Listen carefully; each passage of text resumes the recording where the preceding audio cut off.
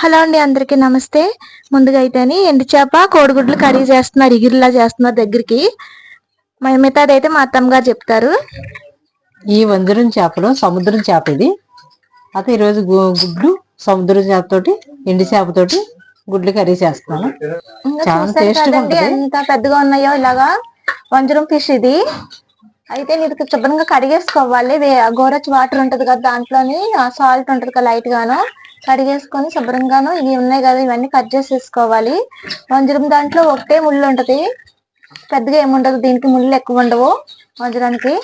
ఇవి పెద్ద ఫిష్ కూడా ఉంటది, మామూలుగా అయితే చాలా పెద్దవి కూడాను. ఒక్కోటిని 1/2 కిలో ఉంటది. వాటర్ వేసి గోరచి వాటర్ లో కడిగేసుకోవాలండి ఫస్ట్ అయితేని. మిగతాది చెప్తామండి కర్రీ ఎలా చేయాలో. ఇలా కోసుకోవాలి.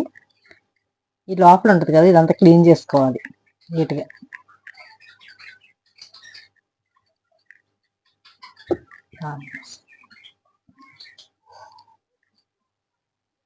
వండుకొని తిని చూడండి, చాలా టేస్ట్గా ఉంటుంది ఇది. అయితే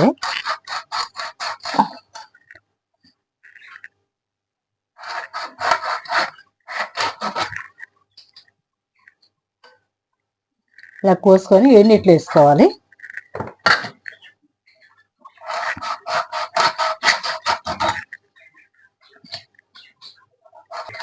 ఎడపెడ కూడా ముళ్ళు ఉంటాయి. ఇవి పిల్లలు తింటే గుచ్చుకుంటాయి. గమ్మని శుభ్రం చేసుకుంటే నీట్గా చేసుకొని వండుకుంటే బాగుంటుంది. ఇవి ఇలా క్లీన్ చేసుకోవాలండి.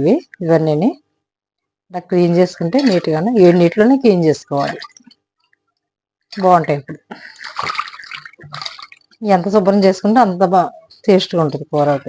3 సార్లు 4 సార్లు కడుక్కోవాలి ఇవి ఇలాగా నీట్గానే. స్మెల్ ఉండదు, అప్పుడు బాగుంటాయి కూడా. పాన్ పెట్టుకుని ఆయిల్ పోసుకోవాలి. ఆయిల్ పోసుకొని పసుపు వేసుకోవాలండి కొంచెం. పసుపు వేసుకుంటే బాగుంటుంది, కలర్ బాగా వస్తుంది.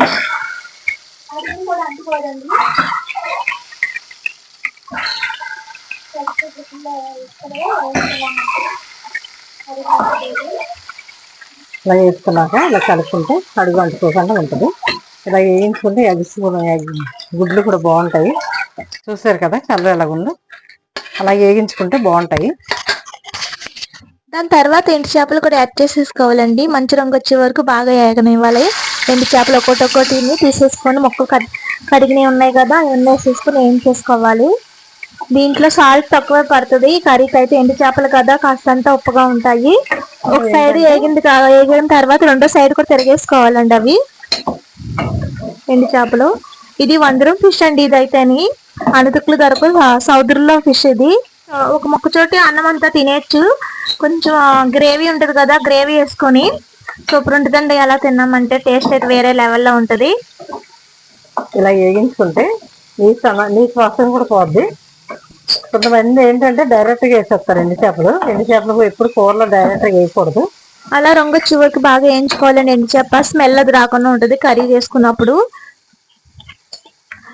అదే ప్లేట్లో గుడ్లు తీసుకున్న ప్లేట్లో తీసేసుకోవాలి. దాని తర్వాత ఉల్లిగడ్డలు పచ్చిమిరపకాయలు కూడా యాడ్ చేసేసుకోవాలి దాంట్లోని. పసుపు ముందేసుకున్నాం కదా, పసుపు వేయక్కర్లేదు. ఉల్లిగడ్డలు అయితే సన్నగా కట్ చేసుకోవాలి. కట్ చేసుకుంటే చిన్నగా కట్ చేసుకుని తొందరగాను వేగిపోతాయండి. తక్కువ టైం పడుతుంది మనకి. ఇవి దగ్గరికి వేగించుకుంటే బాగుంటుంది. ఏది మిక్సీ ఏది పట్టను, చేపల కూరలో కానీ ఏ కూరలో కూడా మిక్సీ పట్టను. నేను డైరెక్ట్గా వేస్తాను. ఎందుకంటే మనం మిక్సీలు పడితే తీపి వస్తాయి కూరలు. వేస్తాను నేను దేనికైనా ఎక్కువ కళ్ళుప్పే వాడతాను. వెనకటి కాలంలో అయితే కళ్ళుప్పే వాడేవారంటే ఇప్పుడైతే సాల్ట్ లై వచ్చేసినాయి. మా అత్తమ్మ గారు అయితే ఇప్పుడు కూడా కళ్ళుప్పే వాడతారు ఇక్కడైతేని. ఇవి మంచి రంగు వచ్చే వరకు బాగా వేయించుకోవాలి. సిమ్లో పెట్టి ఆగనివ్వాలండి ఉల్లిగడ్డలు అయితేని. ఉల్లిపాయలు అయితే వేగిపోయినాయి. ఉల్లిగడ్డలు వేసుకొని కదండి ఇప్పుడు ఎండు చేపలు గుడ్లు వేసేసుకోవాలి. ఇందులోని ఉప్పు సాల్ట్ వేస్తారు కదా కొద్దిగాను, ఇందులోని గుడ్లు వేసేసుకున్న తర్వాత కారం కూడా వేసుకోవాలి, సరిపడినంత కారం.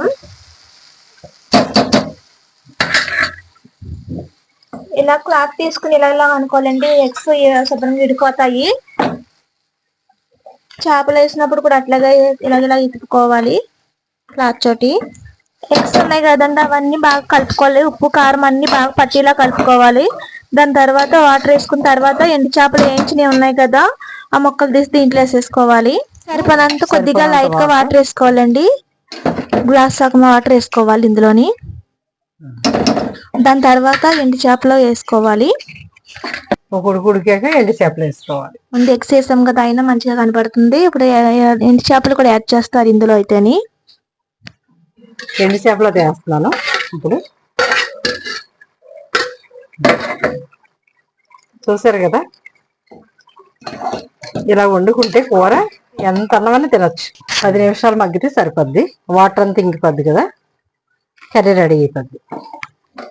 కర్రీ అయితే రెడీ అయిపోయిందండి, కోడిగుడ్లు ఎండు చేప కర్రీ. చూసారు కదా ఎలాగుందో. టేస్ట్ అయితే తిని చెప్తారండి ఎలాగుందో కూడాను. టేస్ట్ అయితే తినంటే కొంచెం అదే గ్రేవీ ఉంటది కదా, ఉప్పు కారం అన్ని సమానంగా ఉన్నాయో లేదో. టేస్ట్ అయితే చాలా బాగుంది. వేడి రైస్ లో వేసుకుని తిన్నామంటే ఎండు చేప తోటే తినేచ్చండి రైస్ అంతా. మనం కోడిగుడ్డు చోటు ఎండు చేప చోటు చాలా బాగుంటది అండి. తప్పకుండా మీరు ట్రై చేయండి ఇలాగా. ఇది వంజరం ఫిష్ అండి అయితే అని, ఇంకా బాగుంటది. ముళ్ళులు అయి ఉండవు అసలు, ఒకటే ముళ్ళు ఉండదు దీనికైతేని, తక్కువ ముళ్ళు ఉంటది. దాని మధ్యన ఉంటది ఆ ముళ్ళు కూడాను. ఇంకా పెద్ద ఫిష్ అయితే ఇంకా ఇది ఆల్రెడీ పెద్దదే, ఇది ఇంకా కొంచెం పెద్దది అయితే ఇంకా అసలు ముళ్ళే ఉండదు. ముళ్ళు చోటు తినేచ్చండి ఇది అయితేని, మెత్తగా ఉంటది వంజరం ఫిష్ అయితేని. అత్తయ్య కర్రీ అయితే రెడీ అయిపోయింది కదా, తినేద్దామా? తినేద్దాం, నాకు కూడా ఆకలిస్తుంది కర్రీ చూసి. నాకైతే తినాలనిపిస్తుంది ముందుగా అయితే. ఎండు చేప కర్రీ కదా, ఈ రోజు ఎక్కువ రైస్ తింటాను నేను తింటా రైస్. మావయ్య అందరం తినేస్తున్నాడు అత్తయ్య. వీడియో నచ్చితే లైక్ చేయండి, షేర్ చేయండి ఫ్రెండ్స్, కామెంట్ పెట్టండి. Bye friends.